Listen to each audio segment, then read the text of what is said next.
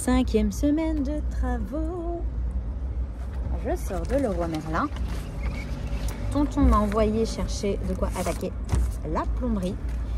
Donc on va faire la plomberie tous les deux. Il va m'apprendre parce que lui il maîtrise à mort ce truc là. Et on a l'électricien qui commence aussi cette semaine.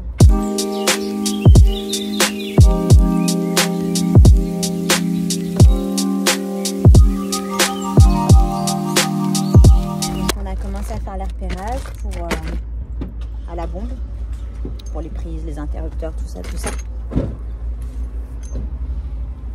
Moi j'ai acheté les nourrices ce matin. J'ai acheté des espèces de tubes. Je suppose qu'il y a un rouge pour l'eau chaude, un bleu pour l'eau froide. Et un truc comme ça. Enfin bref, j'ai suivi les indications de tonton. Donc là vraiment, cette semaine ça commence à prendre un peu plus forme parce que la démolition, je commençais à en avoir marre. J'ai encore un peu de gravats quand même parce que il y a des murs encore à décrouter, que tonton a fait tomber aussi un petit bout de mur hier. Je vais vous montrer tout ça en arrivant sur place. Mais quand même voilà, on commence à créer les réseaux électriques, à créer les réseaux de plomberie. Ça fait du bien d'avancer. Donc là voilà, comme ça on aura de l'électricité, ce serait pas mal, et de l'eau parce que le problème c'est que actuellement il y a l'eau à la maison, hein, c'est pas ça le souci, mais les tuyaux sont en, comment dire, sont en fer, et du coup toute l'eau qui coule elle est rouillée, donc même pour se laver les mains c'est très désagréable. On s'est mis un petit confort quand même sur le chantier là ces derniers temps, on s'est mis un bandeau LED pour avoir de la lumière, on s'est mis une petite radio pour avoir un peu de musique, et on s'est mis une petite machine à café. Le problème c'est qu'on est obligé de l'alimenter à chaque fois avec de l'eau minérale parce qu'on ne peut pas se servir de l'eau du robinet. Donc là le but cette semaine c'est vraiment de au moins tirer un tuyau propre pour pouvoir avoir de l'eau pour se laver les mains correctement, pas avec de l'eau rouillée, et pouvoir alimenter la machine à café, tout ça, et peut-être aussi commencer à nettoyer par endroits.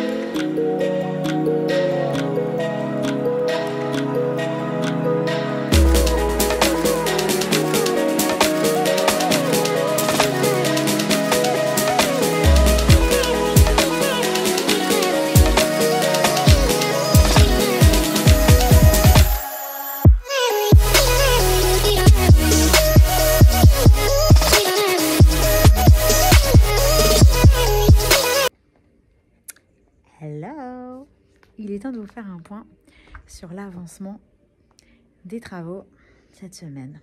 Alors, il y a des bonnes et des mauvaises nouvelles. C'est de ça dont je voulais vous parler. On a quand même acquéri un petit confort ici, que ça fait du bien. On s'est mis 2-3 commodités là qui au bout d'un mois commençaient à nous manquer. Mais on a eu des découvertes pas très réjouissantes aussi et qui vont nous rajouter un petit peu de travail. Je voulais faire un petit point avec vous là-dessus, donc on va faire un petit peu de blabla. Donc, on va commencer par les bonnes nouvelles. Concernant les bonnes nouvelles, on a mis donc, je ne sais pas si vous avez vu, on a mis des bandeaux LED là, de chantier partout. Donc déjà, on a la lumière là-haut, ça éclaire super bien, ça c'est une très bonne nouvelle. On a mis une nouvelle chasse d'eau sur les toilettes du bas et on les a bien nettoyées, ce qui nous permet d'avoir aussi des toilettes maintenant sur place et ça c'est pas négligeable. Pour alimenter les toilettes, il nous fallait aussi de l'eau et on a installé l'eau jusque donc ces toilettes et on s'est installé un petit robinet aussi pour pouvoir se laver les mains parce que jusqu'ici on ne pouvait pas faire pipi, on ne pouvait pas se laver les mains, enfin on pouvait mais c'était de l'eau qui venait d'un tuyau en fer et concrètement en fait on se lavait les mains avec de l'eau rouillée donc c'était très désagréable. Voilà, ça nous a dépanné pendant un mois mais là c'était plus possible donc on a fait, enfin les tontons ont fait des petits branchements là de tuyaux et ils nous ont installé du coup les nourrices en attente pour l'eau chaude et l'eau froide pour toute la maison et du coup ils ont fait venir l'eau froide pour le toilette en bas et pour le toilette qui est provisoire hein, qui est l'ancien qu'on a réutilisé et un petit robinet pour pouvoir se laver les mains donc ça c'est plutôt chouette. Ensuite, concernant encore les bonnes nouvelles, on a aussi installé une espèce de petite cafétéria en bas. On a une petite machine à café, on a de quoi voilà, se boire un petit truc chaud parce qu'il commence à faire un petit peu froid. Ça y est, c'est parti. Donc voilà, ça nous permet quand même d'avoir un peu de confort sur le chantier. Et franchement, c'est pas négligeable. Tout ça, c'est des choses qui sont appréciables quand on est là. Il va nous manquer du coup en termes de commodité, comme on va arriver comme je vous l'ai dit sur les jours un peu frais, ce qui serait pas mal c'est de pouvoir avoir quelque chose qui nous chauffe un petit peu l'hiver, histoire de pas être déconfit là-dedans, sans isolation, sans protection, sans rien. Voilà, bon ça c'était le petit confort qu'on s'est aménagé, qui nous permet aussi de commencer à avoir un peu d'eau. L'électricité aussi, c'est ça que je vous ai pas dit. L'électricien est passé, j'ai pas eu le temps de le filmer parce qu'il est passé un jour où j'étais en train de courir partout. Donc j'ai vraiment eu à peine le temps de voir ce que j'avais à faire avec lui. Et mais je vais vous filmer un petit peu. On a commencé à vraiment marquer tout partout, même en bas. Là, on a marqué tous les endroits où on allait mettre des luminaires, des prises, tout ça. Et puis, du coup, il a commencé à faire les saignées. Avec la rainureuse là dans les murs pour pouvoir mettre les blocs prises, les blocs interrupteurs, tout ça. Voilà. Donc on a avancé aussi sur ce point de vue là. En termes de mauvaises nouvelles, on en a eu 2 cette semaine qui m'ont quand même un peu plombé. Vous vous rappelez, il y avait des champignons, une tonne d'humidité là dans l'ancienne salle de bain. Que j'avais attribué à une fuite sur le toit, ce qui est passablement, voilà, c'est passablement une fuite sur le toit qui a fait ça, mais je pense qu'il y a aussi le fait que c'était une pièce d'eau, parce qu'on avait aussi la même fuite de l'autre côté à l'angle opposé sur le toit et les murs n'ont pas été atteints comme ça, donc c'est pour ça que je me dis, il y a encore en fait le plus du fait que c'est une pièce d'eau qui est une pièce humide, qui n'avait pas de VMC, qui était certainement très mal ventilée. Et donc, ce que j'ai voulu faire, c'était regarder sous le plâtre, parce que le plâtre était vraiment piqué de moisissure. J'ai voulu enlever au départ que le plâtre pour me disant, voilà, au moins j'enlève tout ce qui est moisi. Ça évitera que quand on va refaire une isolation et du placo par-dessus propre, les champignons se propagent. En fait, je voulais traiter tout ça.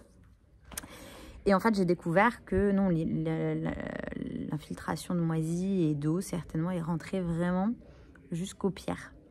Donc, et du coup, aux enduits aussi, aux joints, à la chaux, tout ça. Donc, comme je vous ai dit, il y a le fait que ce soit une salle de bain. Et il y a aussi, et c'est là que j'ai découvert la mauvaise surprise, c'est que toute la salle de bain a été enduite en dessous de plate par du ciment. Et autant tout le reste de la maison, en dessous de plate, j'ai de la chaux, donc ça va. Autant, enfin pour l'étage, hein, en bas, c'est une autre histoire, on en reparlera. Mais autant là-haut, voilà, la pièce d'eau a été recouverte entièrement de ciment, ce qui n'est pas du tout étanche, hein, il faut le savoir. Ça ne remplace pas l'étanchéité de la salle de bain. Et mais je pense qu'à l'époque, voilà, ça a été fait comme ça. Et surtout, ce qui ne laisse pas du tout perspirer les pierres. Et du coup, ce qui fait qu'avec l'humidité qu'elles ont absorbée, elles n'ont pas pu ressortir ça. Ça a moisi. Enfin voilà, ça a fait des champignons partout. Donc, la mauvaise nouvelle, c'est que c'était pas prévu, mais je dois décrouter toutes les pierres de la salle de bain. Alors, pour pouvoir les laisser respirer avant de remettre de l'isolant et du placo. Pour éviter que les moisissures se propagent et surtout de mettre ça sur une base qui n'est pas saine en fait. Ça m'embête énormément de remettre du propre sur un truc dégueulasse. Donc voilà, je préfère faire ça. Ça va me faire perdre du temps. Je vais devoir gratter les joints, je vais devoir gratter tous les murs alors qu'ils vont être recouverts et que normalement je ne peux pas avoir de remontée capillaire à cette hauteur-là à l'étage. Donc logiquement, j'aurais même pas eu besoin de décrouter les pierres, ce que je vais faire en bas, mais là pour le coup j'ai pas le besoin.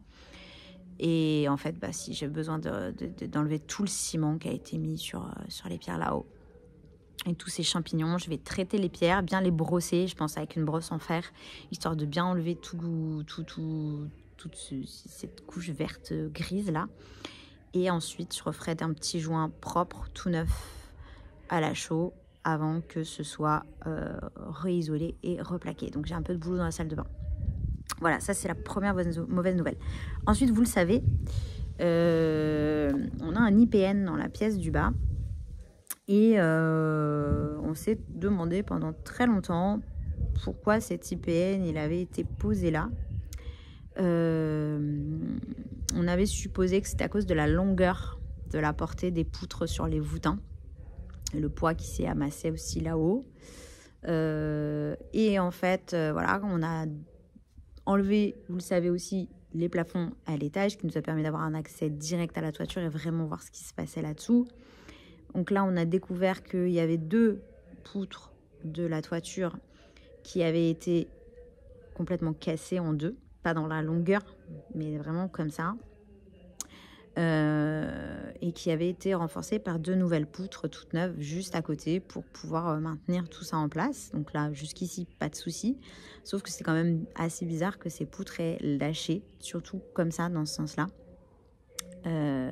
Et en fait, bah, en analysant là-haut, en regardant un petit peu, en ayant défait aussi pas mal de morceaux de bois qui étaient pourris, on s'est rendu compte que ça avait été attaqué en fait par des petites bestioles. On a supputé que ce soit des capricornes et du coup j'ai appelé un spécialiste pour venir faire un petit peu un état des lieux, un petit diagnostic et me faire un devis pour pouvoir traiter toute la charpente. Donc il est venu, il m'a confirmé qu'effectivement c'était bien des capricornes. D'ailleurs j'ai un petit morceau de bois que je vais vous montrer pour que vous voyez un petit peu ce que ça donne. Pour le coup ça c'est un morceau de bois qui a vraiment été attaqué fort, c'est pour ça que c'est bien représentatif. Vous voyez, on voit les petits trous, on voit qu'ils ont fait des rainures, en fait ils ont mangé. Et en fait vous ne pouvez pas le voir à l'écran, mais le bois est devenu très léger, un peu comme du bois flotté. On sent qu'il a plus dense, il est vide, il n'a plus aucune tenue en fait. Il n'a plus de densité et c'est ça qui est complètement le problème, c'est que les capricornes en soi, voilà, mais en fait ils vident le bois de toute sa densité, de toute sa substance. En fait ils se nourrissent de ça. Donc on voit il y a même des petits cocons, je ne sais pas si vous allez le voir à l'écran, voilà. Mais vraiment celui-ci très attaqué. Heureusement tout mon bois là-haut n'est pas comme ça. Mais le problème, c'est ce que m'expliquait le spécialiste qui est venu, c'est que les capricornes, on s'aperçoit de leur présence qu'une fois qu'ils sortent. Parce qu'en fait, le petit point que vous voyez à la surface, les petits trous, ils ne les font qu'en sortant. Sinon, quand ils sont dedans, on ne peut pas le savoir, on ne peut pas voir par où ils sont rentrés. Donc, ça, c'est le premier souci. Et le deuxième souci, c'est un peu leur temps de, je ne sais pas comment on dit, temps de gestation, ou je ne sais pas si ça se dit comme ça.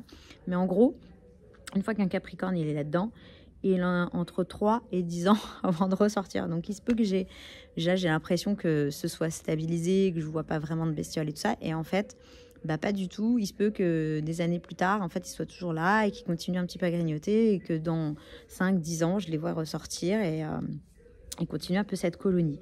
Donc voilà, ça pose un gros souci qui m'a vraiment foutu un coup parce que pour le coup, déjà c'est une dépense que j'avais pas prévue, le traitement de tout le bois, donc parce qu'on va traiter toute la charpente en haut et on va également traiter les poutres qui soutiennent les voûtins en bas, évidemment, parce qu'il y a peu de chances qu'ils étaient là-haut et pas en bas. Enfin, voilà.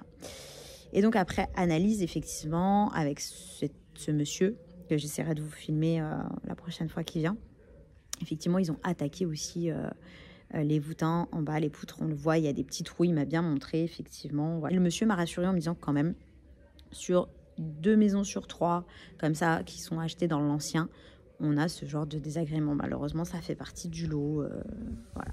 C'est quelque chose d'assez courant, mais dont il va falloir s'occuper avant toute chose. Donc, ce qui est bien, c'est qu'on a un accès à la toiture qui va permettre vraiment de faire les choses correctement. Donc, ils vont injecter en fait une espèce de produit tous les 30 cm sur toutes les sections de bois, sauf sur, je sais pas comment ça s'appelle, les chevrons, je sais pas, les parties qui sont entre mes poutres là, qui sont vraiment trop fines pour pouvoir injecter le produit. Donc là, le produit va être mis en surface.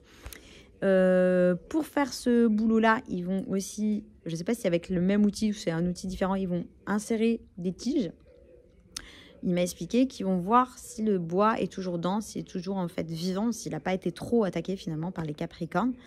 Ce qui fait que vraiment, c'est lors de leur passage et du traitement qu'ils vont faire qu'on va savoir les bouts de bois qui sont potentiellement à changer après le traitement des bois qui peuvent rester encore là. Donc ils vont traiter les bois qui peuvent rester en place et les bois qui sont pas assez denses, qui sont morts, qui ont été trop attaqués, ils vont me les signaler et moi je vais pouvoir les remplacer par un bois neuf et remplacer voilà, tout ce qui potentiellement pourrait s'écrouler voilà, et partir un petit peu en cacahuète là-haut. Et ils m'ont confirmé qu'effectivement, il y avait une très grande portée sur mes poutres de charpente, ce qui se faisait apparemment à l'époque, et plus trop maintenant, mais plus des aussi grandes portées. C'est très compliqué déjà de trouver des aussi grandes poutres apparemment. Et puis, on le voit, hein, ça fait... mes poutres, elles se sont cintrées un petit peu, ce qui est normal avec les années. Donc, le jour où je referai toute la toiture, on s'en occupera et peut-être qu'on fera un renfort au milieu. Peut-être qu'on va le faire avant, je ne sais pas encore. Donc, voilà, ça explique du coup les 2 grosses poutres qui se sont complètement cassées sur l'attaque des Capricornes. Et ça explique effectivement aussi l'IPN qui a été positionné en bas. Parce qu'effectivement, les Capricornes ayant investi les poutres des voûtins, elles n'étaient plus aussi solides que ce qu'elles devraient être. Et donc, je pense que l'IPN a permis de rajouter de la rigidité à l'ensemble. Voilà, pour tout vous expliquer. Donc, les Capricornes, c'est une vraie sale bestiole. J'ai rien à la base contre les bestioles. Hein, et il y en a toujours un petit peu dans la maison. Mais là, pour le coup, ça nous a foutu un sale coup sur la tête. Bon, après, voilà, c'est bien de s'en être aperçu. Finalement, on a bien fait d'enlever aussi tous les plafonds parce que, on n'aurait pas fait ça, on n'aurait peut-être pas vu le problème. Et on serait resté avec des bêtes et potentiellement, dans 1, 2, 3, 4, 5 ans, on aurait eu un gros dégât parce qu'il y aurait une poutre qui aurait cédé, que les plafonds se seraient effondrés. Enfin, voilà, un truc catastrophique. Donc, là, au moins, on le fait tant que tout est ouvert, tant que tout est accessible. La petite chose aussi donc, que je voulais vous dire, c'est que en bas, la pièce qui est un petit peu la pièce qu'on se laissait en attente, qui était la pièce propre où on se change, où on entrepose ce qu'on boit, où on met la machine à café, où on met... Voilà, c'est la pièce propre où on n'avait pas attaqué du tout de travaux pour avoir au moins un espace où on peut être à peu près à l'aise. C'est la pièce qui sera l'entrée dans le futur. Et cette pièce-là... les voûtants étaient recouverts par du plâtre, voilà, un espèce de plafond. Et je pensais pas l'attaquer maintenant, parce que justement c'est la pièce propre. Au final, je vais quand même devoir faire une espèce de tranchée dans ce plafond pour que les gars aient accès pour le traitement aussi des voûtins qui se trouvent ici. Tant qu'à faire, on va traiter tout ce qui est en bois pour éviter d'avoir des problèmes. Une fois que ce sera traité, on est tranquille à vie. Il m'a expliqué qu'une fois que c'est fait, on est bon. Que plus rien ne pourrait venir, voilà, on n'aura plus à le refaire, quoi. Donc ça, c'est plutôt chouette. Sachant que voilà, le problème vient du fait que dans les vieilles maisons comme ça, Les bois n'étaient pas traités à l'époque. Maintenant, ils le sont. Hein. Quand vous faites une charpente, le bois est traité. Ou alors, c'est signalé. Quand vous achetez du bois, ils vous le marquent bois non traité. Voilà. Mais sinon, normalement, dans la logique, c'est fait. Ce qui évite les surprises de ce genre. Mais bon, voilà, c'est pas grave. Ça fait partie du jeu. On s'attendait à ce qu'il y ait des imprévus, des bons, des mauvais. Puis voilà, j'ai digéré la nouvelle. Maintenant, je peux vous en parler à peu près sereinement. Maintenant, la prochaine surprise, ce sera à savoir quand on va avoir le nombre de poutres à changer. C'est là que vraiment, je vais pouvoir me rendre compte, savoir si ça va chiffrer, savoir si ça va nous donner beaucoup de boulot en plus. Voilà, tout ça. Donc, la suite au prochain épisode. Je vais vous faire un petit tour du propriétaire, histoire que vous voyez un petit peu tout ce dont je vous ai parlé. Là, j'ai fait un gros coup de propre aujourd'hui là-haut, parce qu'il y avait pas mal de gravats, le fait que j'ai commencé à décrouter la salle de bain. Il y avait aussi pas mal de gravats, parce que tonton a renforcé tous les murs. Il a coffré là-haut, au-dessus des murs. Il a mis des morceaux de bois pour renforcer. Voilà, les murs ne bougent plus. Tout est OK. Voilà, comme vous le savez, on s'attaquait à la plomberie, on s'attaquait à l'électricité. Donc, ça commence à prendre un petit peu forme. Là, ma prochaine mission, parce que tonton m'a dit qu'il fallait que j'achète les espèces de petits trucs qu'on encastre pour les robinets dans les murs. Et on a eu une grosse discussion ce matin parce que moi, je veux que de la robinetterie encastrée, comme ce qui se fait beaucoup maintenant, là, ce qu'on voit sur Instagram, sur Pinterest, et voilà, qui plaît à tout le monde. Et lui, il me disait, ouais, mais là, le jour où ça casse, on est obligé de péter le mur et tout. Et c'est pour ça que je lui ai dit qu'il fallait acheter des blocs de qualité pour éviter d'avoir des problèmes à la longue. Et puis vraiment, je trouve ça trop joli. Donc, je vais m'intéresser vraiment à cette partie-là, savoir exactement ce que je mets dans les murs en attente pour tous les robinets. D'ailleurs, si vous avez des recommandations à me faire, si vous avez des conseils, parce que je ne connais absolument rien dans cette partie, s'il y a des choses à éviter pour ceux qui savent, je veux bien votre aide.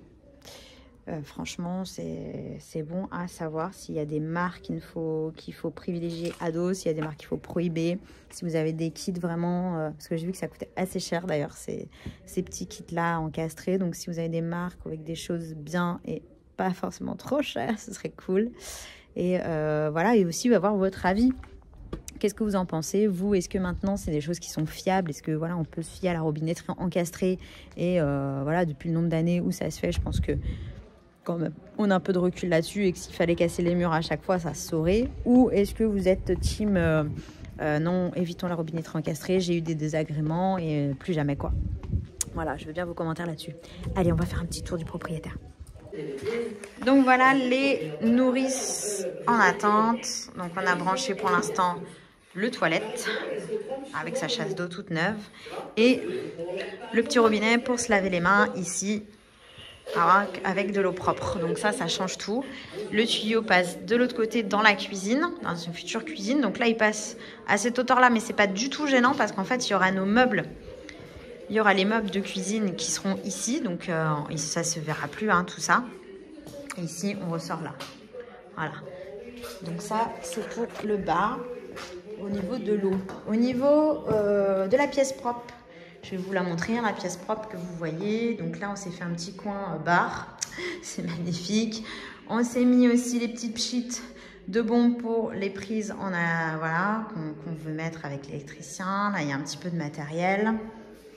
Et donc, c'est ces plafonds qu'il va falloir ouvrir un petit peu pour traiter les voûtants qui sont dessous. Et ce qui n'était pas du tout prévu, parce que cette pièce, comme je vous ai dit, c'est la pièce propre. Donc, on va monter là-haut. Donc, l'escalier est dégueu. Il faut vraiment que je lui passe un coup. Et là, voilà.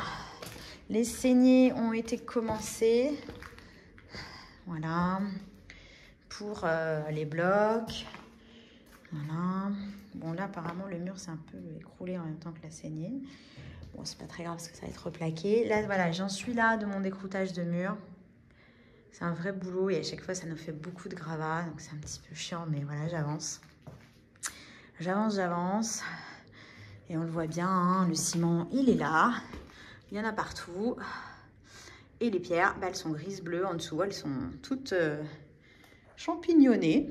J'ai un petit élevage de champignons de Paris dans la salle de bain. Je vous raconte pas. Voilà.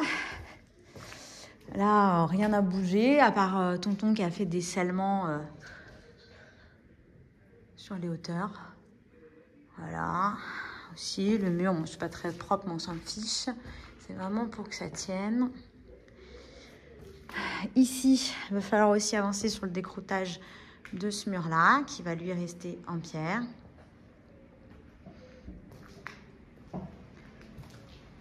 Et voilà, ici, il n'y a pas grand-chose qui a bougé. Tonton, il a fait du boulot, mais c'est pas des choses qui se voient, c'est au plafond. Je vais vous montrer là où c'est cassé. Donc là, il y a cette poutre ici, tac tac, qui s'est fendue, qui a été remplacée du coup par la poutre qui est juste à côté pour renforcer. Vous voyez, on voit bien, elle a été mangée. Et de l'autre côté, pareil. Celle-ci a été renforcée par une nouvelle poutre. Elle avait complètement fondu. Voilà. Alors j'espère que la poutre centrale, la poutre maîtresse là, elle va bien. On va le savoir, celle-ci, on va le savoir bientôt. Et c'est un petit peu... Et c'est ces sections de bois là, je sais pas comment ça s'appelle, ceux qui connaissent là, c'est les petits troncs là, qui sont trop fins pour être traités en injectant et qui du coup vont être traités en surface. Voilà. Ces planches-là, c'est tonton qui me les a installées pour quand, allez, dans le futur, je vais monter avec mon escalier escamotable là-haut. Bon, je vais pas y aller tous les jours, hein, mais si un jour j'ai un souci, j'ai besoin de voir un peu la toiture ou quoi, je monterai par cet escalier et j'aurai ce petit passage qui va me permettre d'explorer ce qui se passe. Voilà, il m'a fait tout un passage là pour explorer ce qui se passe là-haut, au cas où il y a quelque chose à aller voir. Voilà, voilà.